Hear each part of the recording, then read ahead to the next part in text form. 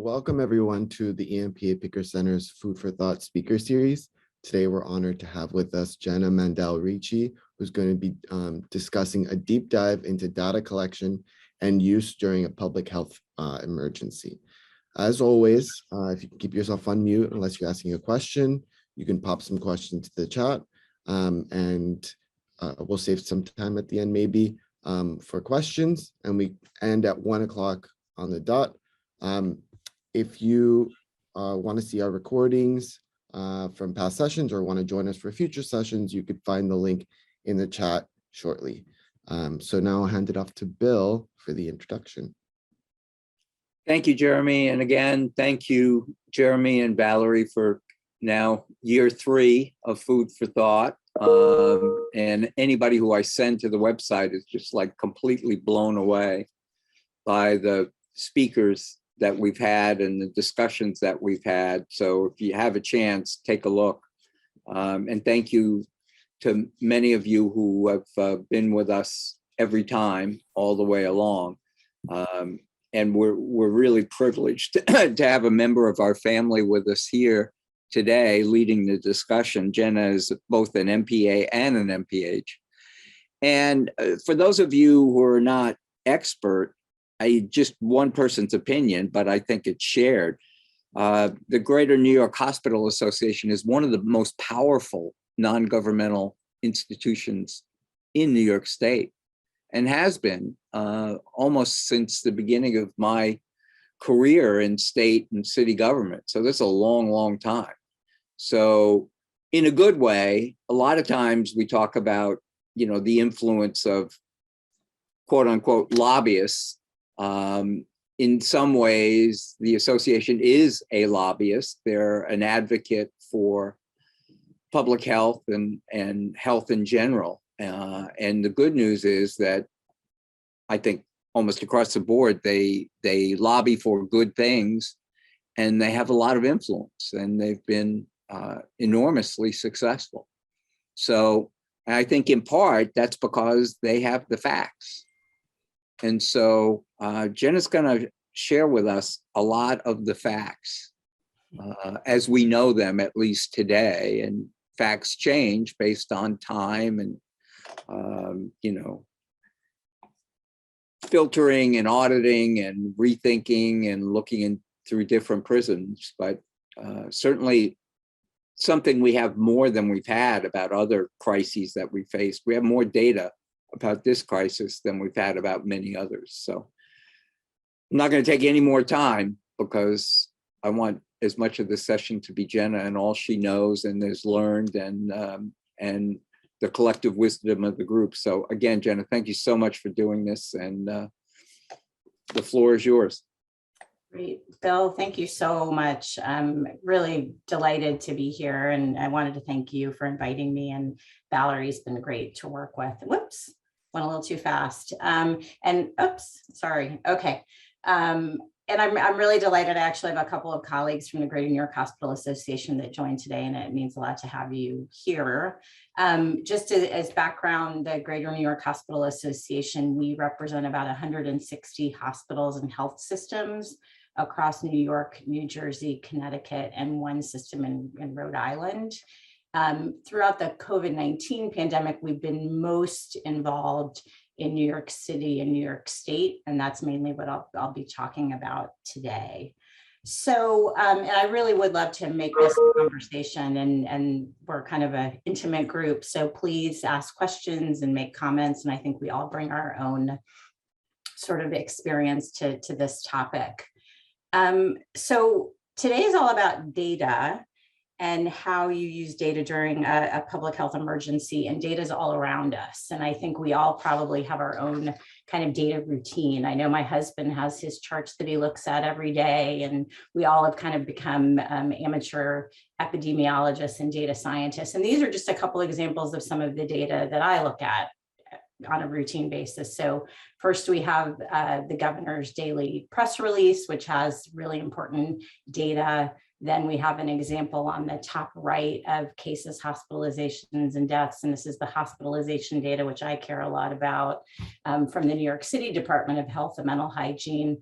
And then I even get information about my son's school, about how many cases there are of COVID. So we all have our own data that we look at. And what I really want to explore today is, where do these come from? How reliable are they? What's done with them, and what do we think about that? So this is what we're going to talk about. I'm going to share a little bit more information about myself. We're going to have some conversation about what we've needed to know, some key data collection concepts, definitely my editorialization, a little bit about the New York City hospital data collection landscape, which is what myself and my colleagues have really focused on, how data are used to inform decision-making, what I think is not so great about the current data collection framework, and maybe some ways that we can make it better going forward.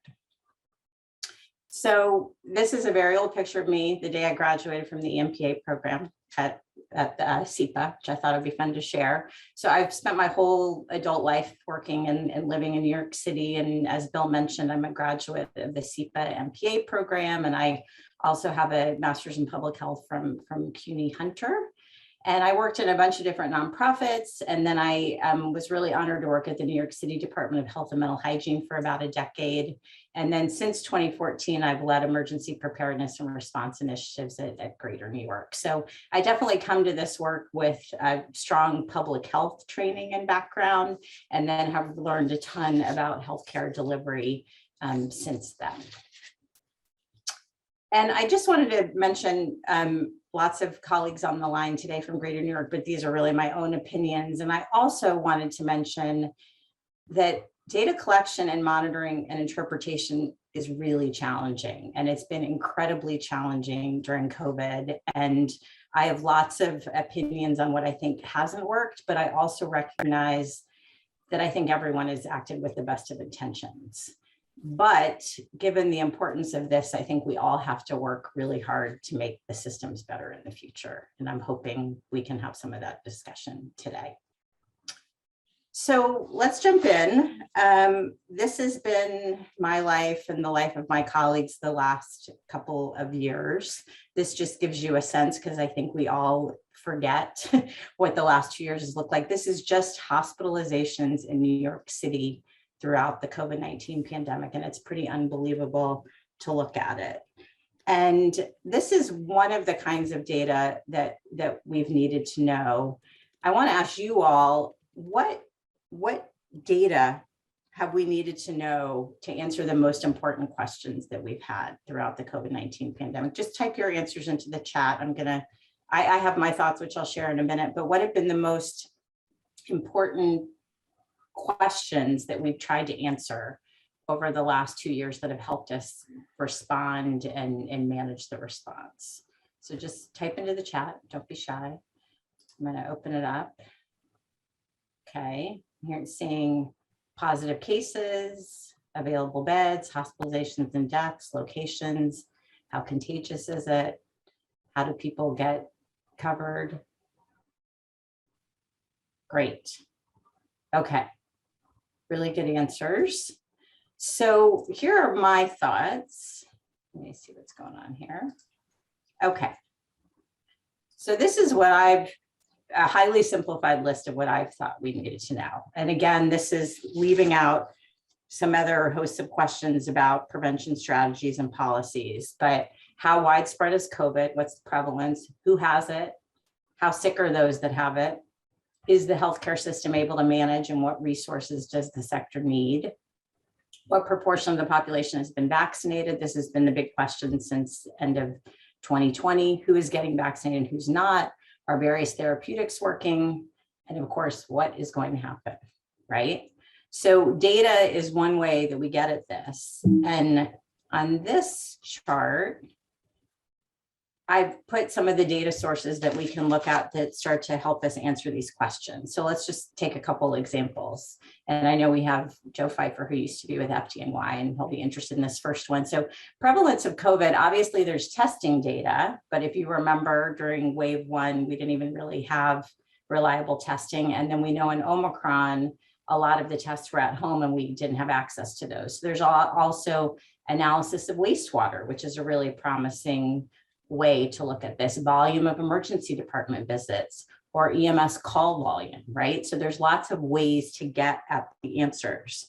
And then questions around, a lot of these questions rely on information that needs to be pulled from the healthcare delivery system, which is something that myself and my colleagues have been very focused on. Questions like who has COVID, right? In the beginning, we really only knew who had COVID by who was in the hospital. How sick are those that have it? Those were obviously questions that we needed the healthcare delivery system to tell us.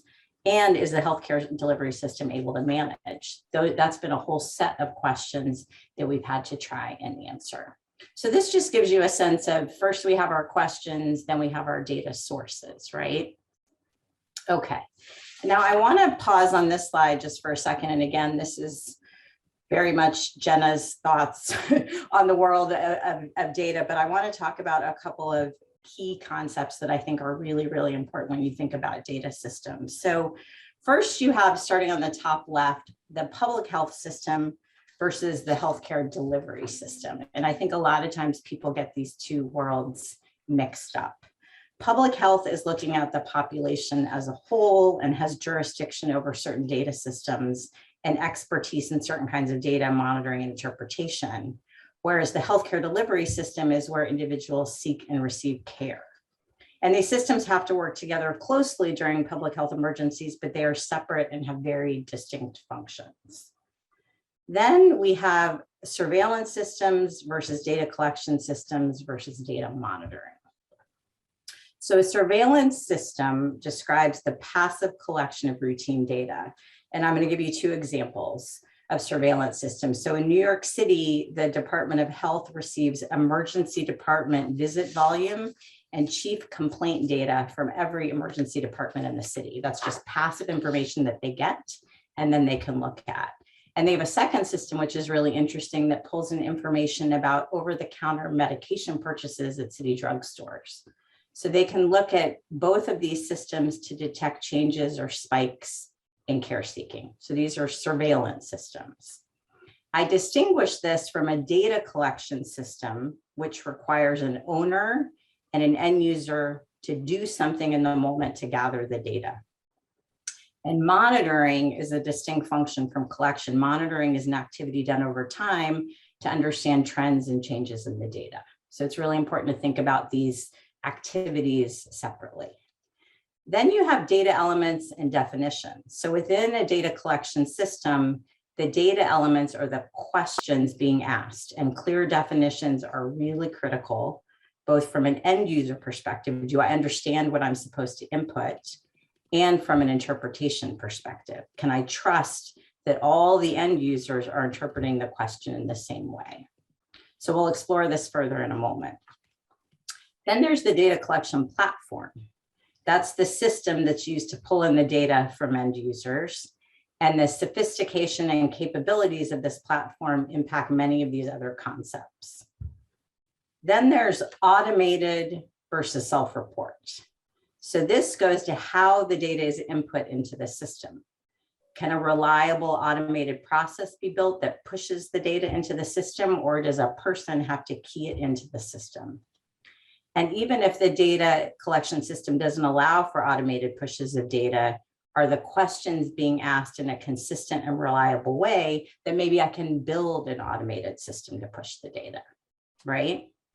Then there's standardization. This is the work of building and socializing data elements so that multiple end users are interpreting something in the same way. This is sort of inter-rater reliability, if you're familiar with that concept.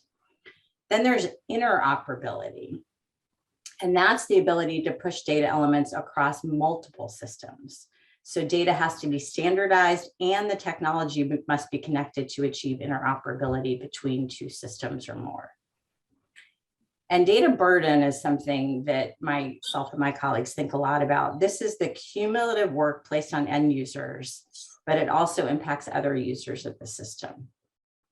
Visibility is tied to the capabilities of the data collection platform and the policies about who has access to certain data. And then lastly, information sharing and situational awareness are emergency response concepts that get at the need for all stakeholders to have access to critical information to understand impacts of the event and inform response actions. So I'm going to stop there because that was a lot of information. I just want to see if anybody has questions about any of these sort of definitions or concepts. And we're going to kind of touch on them a little bit more in the rest of the talk. You're all crystal clear. Okay, great. Okay, now I want to just have a little bit of fun, and I want to talk about this data elements and definitions question. So I'm going to try, and Valerie and I worked on a little surprise. We're going to try and launch a poll that I want you all to answer. So my poll is, did you have a healthy breakfast today? Yes or no? Okay.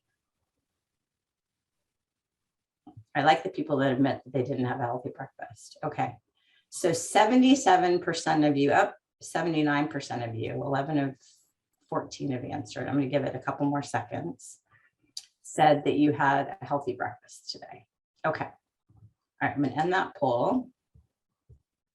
And then let me see if I can see. Okay, let me see. Now I'm going to see if I can get to poll 2. Do we know how to get to poll 2, Valerie? Oh, I think I go like this. Okay, now I'm going to launch this one. So now, did your breakfast contain protein, fruits, whole grains, or vegetables?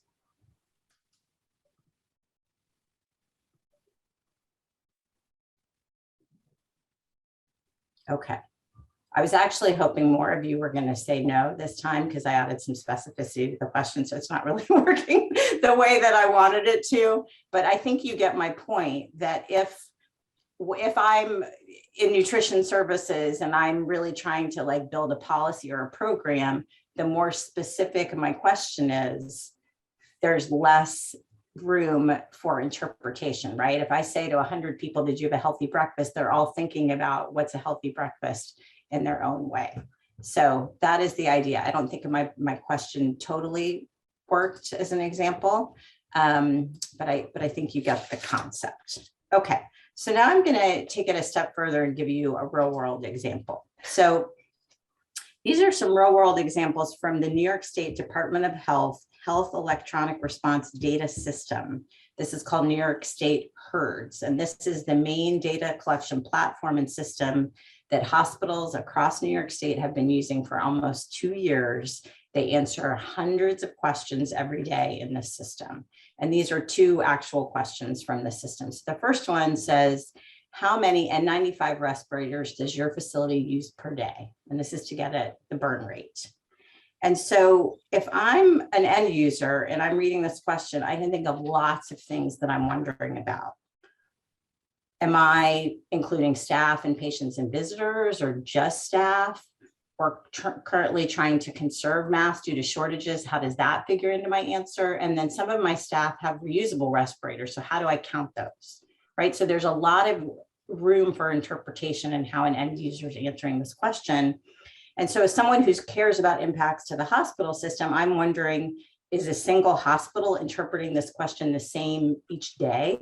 Like day to day, are they interpreting it the same? Are different hospitals interpreting it the same? And is the overall data that's produced reliable to drive understanding of the issue and reliable for decision making? So this starts to get at, you can see as we're kind of building the system, right? So now let's look at just the New York City hospital data collection landscape. And this was, so remember what was going on February through May of 2020, what hospitals were up against during that time period. These are all the surveys that hospitals in New York State or New York City had to complete. So just to orient you to this, first you have the system, then you have the owner of the system, so different agencies, then you have the scope who had to answer the question, and then you have the content. And so as you can see, some of these were at the state level, some were at the city level, such as the morgue census survey, which was from the Office of the Chief Medical Examiner, and then some were all hospitals nationwide, right? So, and if you look at the last column at the content, you can see that there's a lot of overlap, right? There's a lot of topics that are covered by different surveys. So there's COVID-19 patients here in the national one, but there's also bed capacity and availability and COVID patients up here. And so think about some of the key concepts that we talked about earlier. Think about data burden, think about interoperability, think about standardization and how complicated this gets. And while many of these surveys are no longer active, hospitals in New York City and New York State continue to answer daily surveys from multiple agencies. At this point, they've been doing so every day for nearly 700 days. And often it's a single person at a hospital who every day, 7 days a week is answering these questions. So just sort of chew on that for a minute. Okay, so, and then I want to give you some examples of how these data are used, because this is all the data that's collected, but then how are these used? Because they have very real consequences. And I want to give you 3 examples.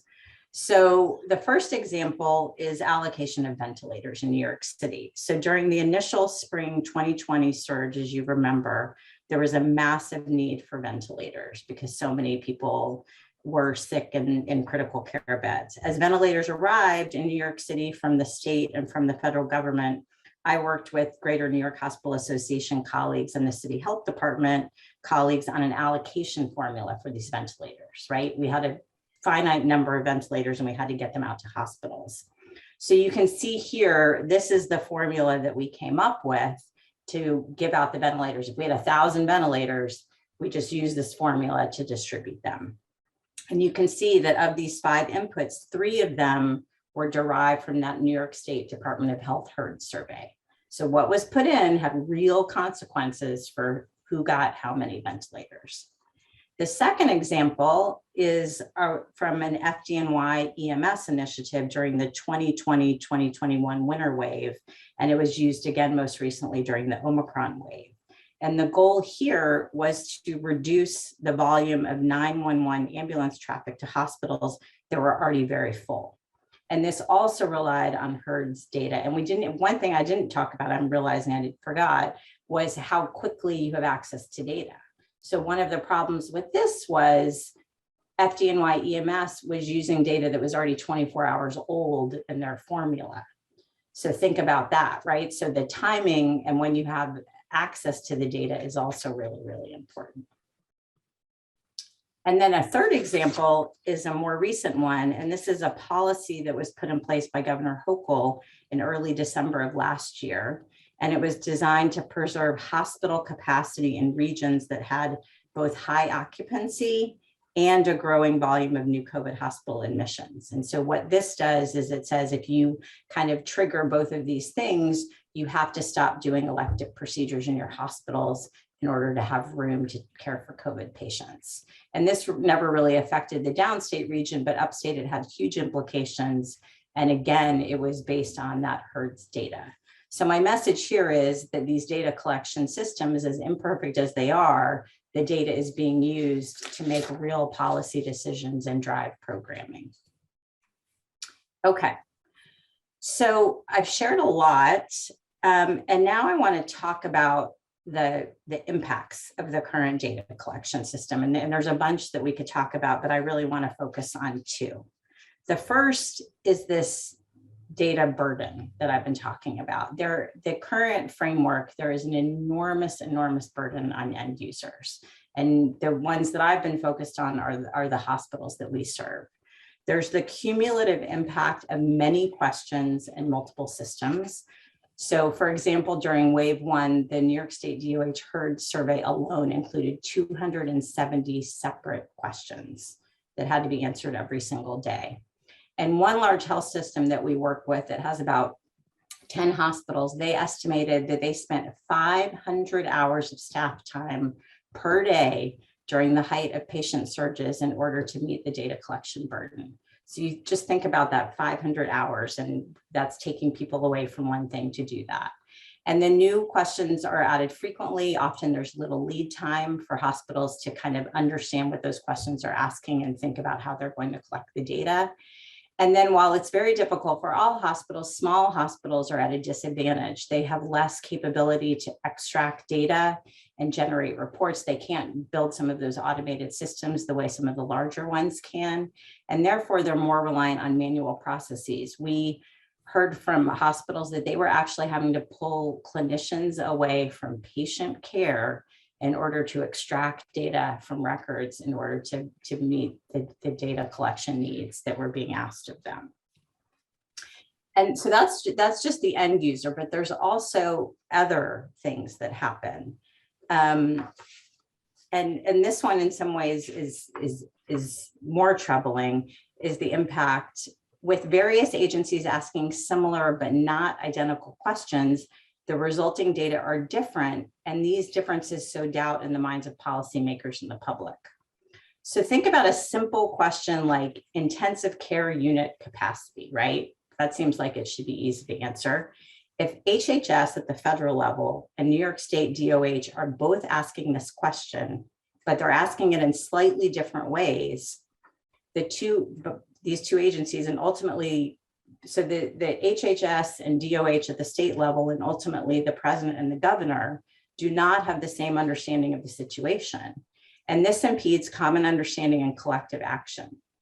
And we saw this happen over and over again, where one data collection system was producing one number and one data collection system was producing another number. And paradoxically, as soon as there is doubt on the part of policymakers and agency leadership, do you know what they want to do? They want to collect even more data because they feel like they're not getting at the right answer, right? So it just makes the situation even worse. And we saw this happen with PPE, and we saw this happen with other things where new data collection systems or phone calls or other things would pop up. And while I've been talking mostly about the hospital experience, I do think it's important to comment on the broader public health system. The disjointed data collection framework that I've described is one symptom of a broader problem. And this recent paper in the New England Journal of Medicine, which I urge everyone to read, does an excellent job of detailing these inconsistencies and why they exist. And I just put a couple of the highlights from this paper here. But for example, there are federal public health authorities spread over 21 distinct agencies. And the New York City Department of Health looks very different than some of the departments of health in upstate counties, right? The scope, the authority, the capability. So this piece that I'm describing is part of this broader problem. Okay, but not to end on the negative. Despite all these problems and concerns that I've outlined, I do believe that there's a better way forward. And myself and my colleagues were doing what we can to advocate for it. So last summer, we developed this recommendations document that is shown here on the right, which sets out the need for a single national data collection and monitoring framework for emergency events. We advanced 10 data collection principles, and we detail key steps for moving such a framework forward. And the paper is directly informed by the experiences that we've had supporting New York hospitals. And regarding, you can kind of read on your own the highlights on the right, but regarding this last bullet of incentivizing technical integrations that harness the power of the marketplace, I just want to give you an example. So just like New York State Department of Health collects data, all state health departments have been collecting data throughout the COVID-19 pandemic. And there are a number of state health departments that use a single product from a single vendor. It's called Resource. And as HHS at the federal level was changing questions throughout 2020 and into 2021, Resource was able to program their product so that there was interoperability, which is that word I was talking about earlier. There was interoperability. And so suddenly the state departments of health that elected to use that product and have this interoperability, they were able to collect data from their hospitals in such a way that that data could be pushed to the federal government. So not only did it reduce the burden on those hospitals, but it also meant that the state and the feds were looking at the data in the same way. So that's a great way. That's just to me, a really powerful example to show how the marketplace can be part of the solution. I also wanted to mention that a lot of the ideas and opinions that I've talked about today are informed by an information sharing and situational awareness system that my organization has built and nurtured over the last 5 years. And my colleague Samia, who really leads this effort, is on the call, which I'm really happy about. We call it SITSTAT, and for situational status, and it's currently used by about 115 hospitals, 50 nursing homes, and 12 city and state response agencies across New York State. And it's designed to support facilities before, during, and after emergencies, collecting and displaying information on current and anticipated impacts. And so this, what you see on the right here is a screenshot from a recent survey we did to understand impacts to and actions taken by New York City hospitals during the Omicron surge. So you can see, if you look at the column headers, some of the data elements that we asked about. And we've developed this system using many of the principles that I've talked about today, and that we strongly believe should be part of any kind of a national system. So we drive situational awareness by making data for all hospitals visible. So by contrast, the state system, you only put in your data and then you don't see anybody else's. So a SITSTAT, you put in your data and you get to see the data of all of your neighbors, which provides you with that really important situational awareness. We also pre-develop and vet all of the data elements with the end users, because we are not hospital operations people. So we talk to hospital operations people and we make sure that the questions are being asked in a way that makes sense to them, and that the whole community is socialized to those same data elements so that they're answering it hopefully in the same way.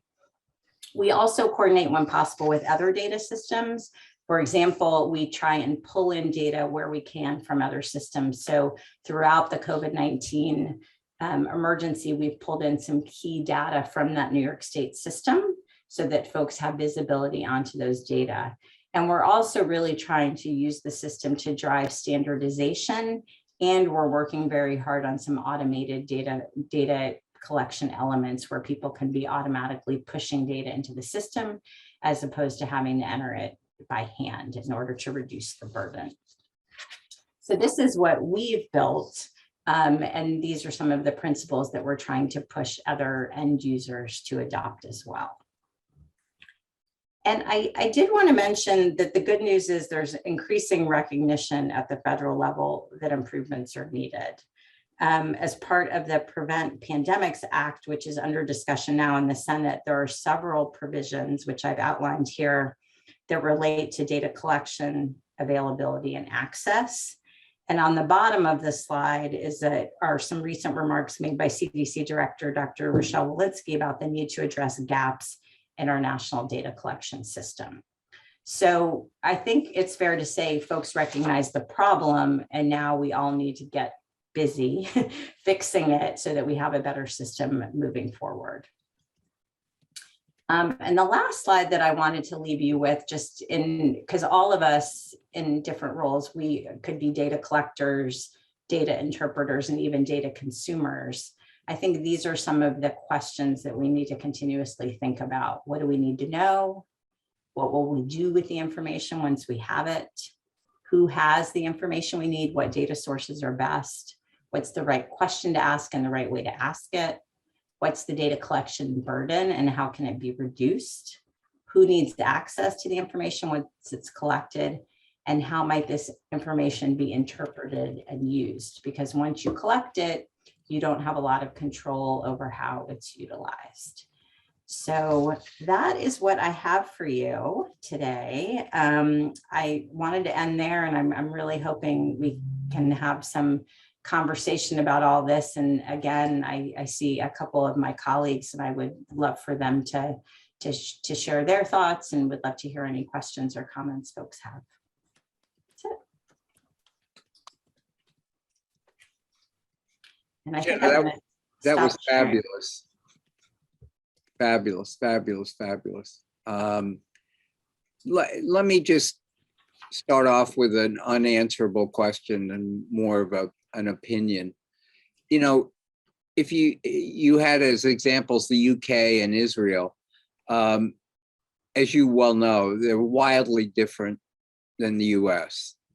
And at least to me, it seems like we're almost in an impossible situation because the country is so large and has such a tradition of, states' rights and all that kind of stuff, that when Elmhurst Hospital was drowning at the beginning, and I lived in Utah, depending on what news channel I was watching, it was like, that can't be true, or I better lock the doors and close the windows. Can we have a national solution to things that are more local, albeit in a country where mobility is very high? So, you know what I mean? So like, there is no problem in Montana when Elmhurst is overwhelmed. But if people who are not in Queens don't change their behavior, it could be there the next day. I mean, Bill, it's a great question. I think you're getting at more of sort of communication of risk and things like that. I mean, from the data standpoint, which is what I've been thinking about, I think you can have a national system and national expectations. Obviously, I look at the UK with and great jealousy because they have a national health system. It's much easier to collect data and look at data in a place like that because they have a very different culture around their healthcare delivery system and just around their governance, of course. But we do have examples in both public health and in the healthcare delivery system where the feds have said, this is the way we're going to do it, or you tie dollars to certain behavior, right? Like if you don't raise your drinking age, you're not going to get highway money or whatever the other policy examples were, right? I mean, part of it is there's a fundamental, like we didn't really get into laboratory data because that's something that I'm just sort of on the cusp of in my work, but there's a real lack of interoperability among laboratory systems and laboratory data in this country. And that has been, we've been, behind the 8 ball all along because of that, right? So there's some massive investments that need to be made in data systems so that even if you can, I mean, there's asking the right questions, there's collecting the right data, and then there's being able to move that data around so that the right people can be looking at it. But I think this is a place where the federal government needs to take a strong position and say, this is the way we're going to do things. And from my let me just bring that down. I am. Oh, there we go. I think from the point I was going to make is for data collection purposes, we could write 90% of the questions right now, like today. Yes, there are weird things and weird emergencies that are going to happen in the future, but I can tell you right now today, the things that we're going to need to know from hospitals. How's your ED doing? How's your staffing? What are your resource needs? Those are the same all the time, no matter the emergency. So we could build a system that just needs small tweaks whenever you're faced with a new emergency. And that's where I think if you had federal leadership and then the federal government said, hey, state departments of health, you need to do it this way, and we're going to tie some funding or some conditions of participation or something else to it. And then the market would, the private marketplace would respond. They would start to build systems that met those specifications. So I know I'm completely oversimplifying what the federal government needs to do, but I think it's doable. Great, thank you. So I would love to hear questions or comments from other folks. Adela, I think you're muted. Yes, thank you, Jenna. That was very interesting. And so this is just leading off of what Bill asked you. In the absence of having a national system like the UK, is there an effort in an organization like yours, wherever it may be, to sort of compare questions and data with the other 49 states, and also with what the CDC collects? And like, is there any sense of whether the questions are the same everywhere or different sort of health ecosystems are asking entirely different questions? Or, and are the results, in other words, the data you collect, similar in frequency or demographics or whatever? So I'm just thinking, again, in the absence of a coordinated system, are there any provisions for at least checking on your data methods and so on?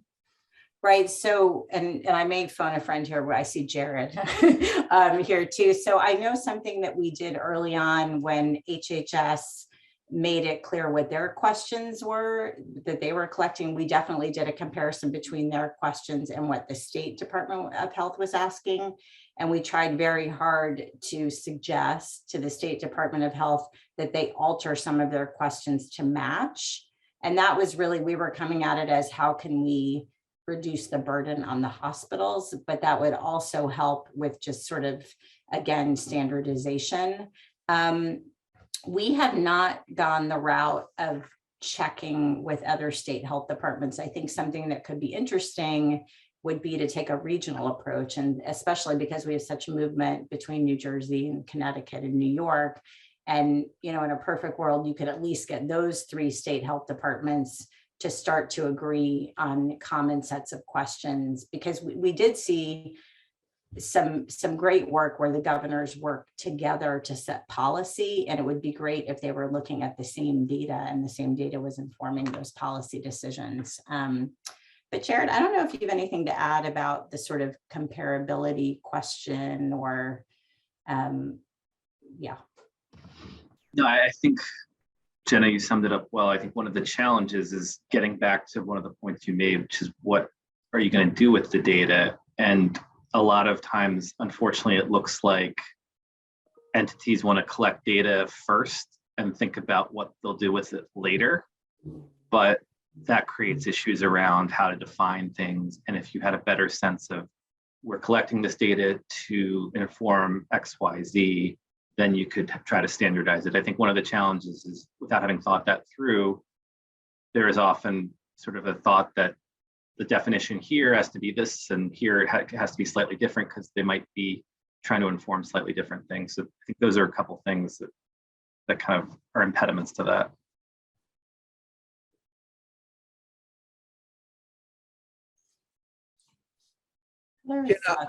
Jenna, along the lines of what you said earlier, which I thought was a great example for me, which was the reform of the drinking laws and the federal government tying incentives. So you didn't get highway aid if you didn't raise your drinking age, or seatbelts and things like that.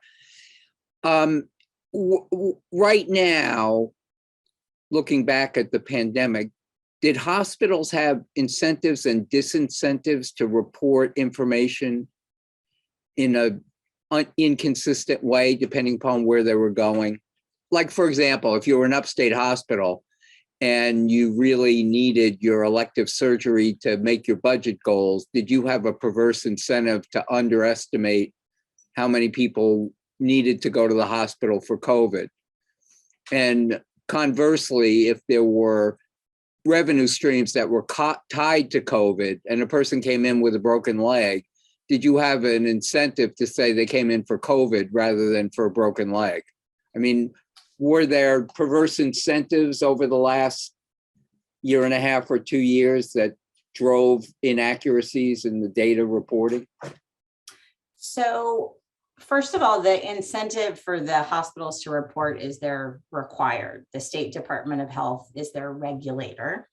And that is something, and they can, with that regulatory power, they can do lots of things. And that's a very real, so that's a very real presence in the minds of the hospitals that we work with. So they take very seriously the reporting requirements. And the state health department, I mean, to their credit, they had to set up an entire infrastructure to pull in these data and look at these data every day for the last 2 years also.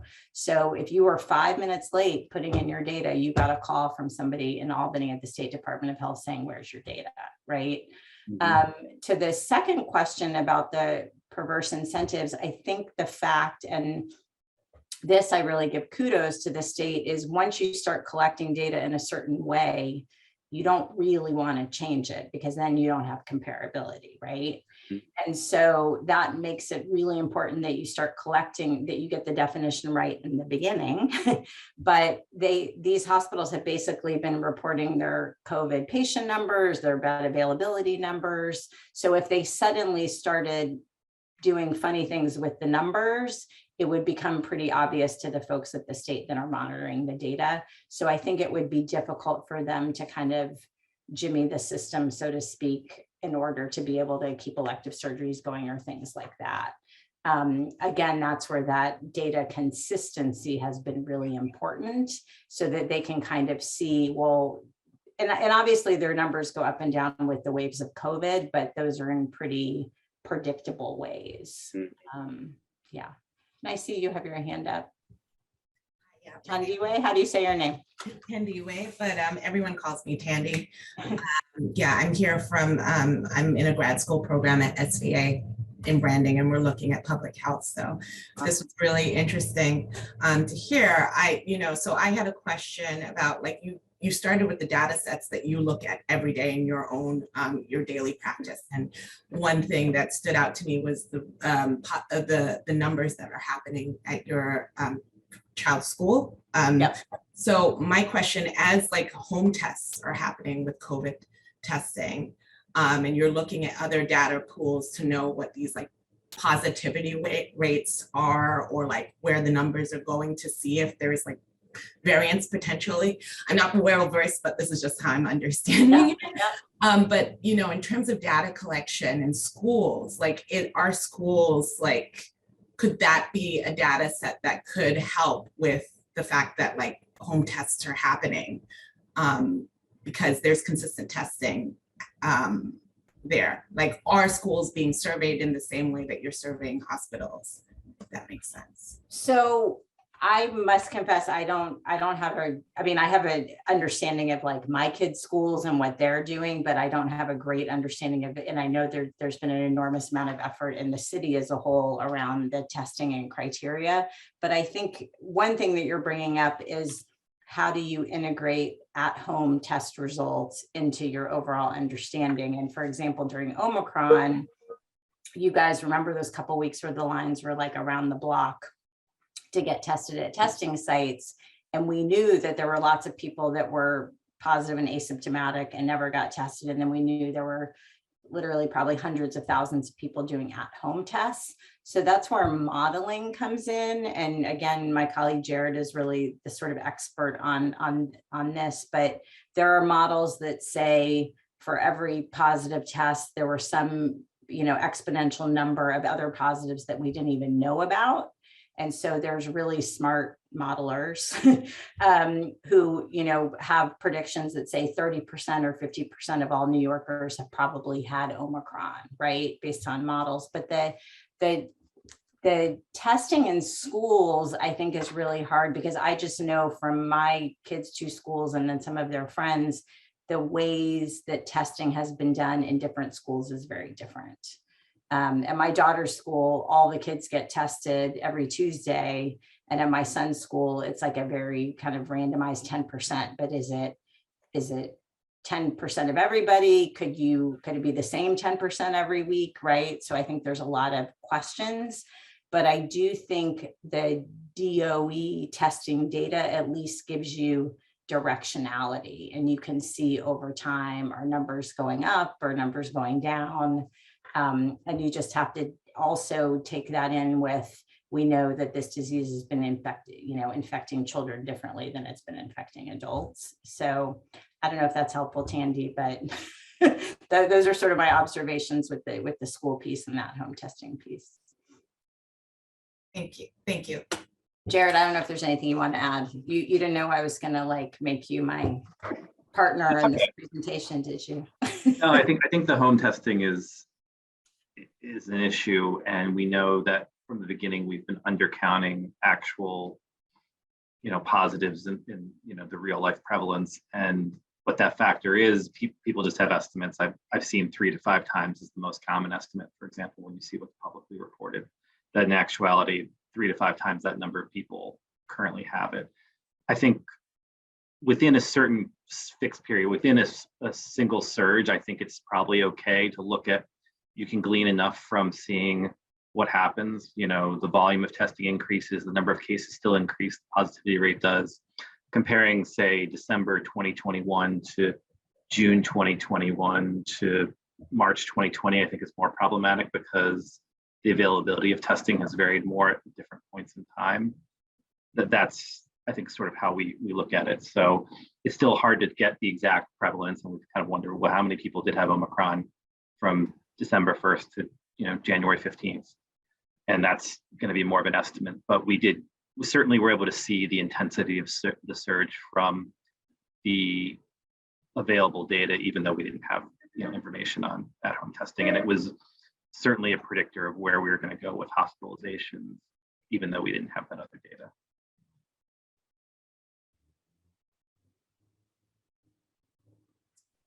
Any other questions or thoughts before we wrap up? It's complicated. That's the that's the byline, right? Yeah. Hi, Jenna. Hi, my name is Samantha, and I just thank you very much for that excellent presentation. I work on data collection systems in many countries around the world, so I've been thinking about this all day, actually. But I'm wanting to sort of raise the issue of trust and people, the user, who's collecting the data and how people interact with the data. And I think about myself, and I think about how I look at data and, and how it drives behavior change and how it drives policy, like dropping mask mandates, or, people saying, no, the surge is over, but knowing that there's a lot of these home tests that are not getting recorded in the city or state numbers. So I really think that by making a sort of federalized, standardized, system, hopefully that will build more trust in the data, and that people, when we hear about policies being made, that will actually be able to sort of have more faith in that they're being driven by data, driven by the latest evidence, and not just sort of haphazard based on politics. So thank you very much for this presentation. Samantha, that I'm so glad you joined, and that's a great point. And there's even, not only is there the trust from the sort of public at large in the data, but even the trust as an end user in putting your data into a system and then feeling like, well, where's this data going to go, and who's going to be talking about it, and how is it going to be used, right? And clearly the hospitals, I mean, they're regulatorily required to provide these data. But yeah, especially during the previous federal administration, there were a lot of questions about how the data was used. And that's where I think that point that I made earlier about the federal government and the state government having distinct sort of pictures of what's going on is so dangerous, because then it just it sows doubt, and then all kinds of other things can happen. So. All right, everyone. I think this is our cue to wrap up the session. Thank you so much, Jenna. This was a great presentation, very poignant. Like Jeremy said before, he had to leave for another meeting, but like he said before, this recording will be available next week on our website, and we do hope that you join us for future upcoming Food for Thought sessions. Thank you again. Thank you. Thank you, everybody. Thank you, Jenna. That was great. Absolutely great. Bye-bye. Bye, everybody.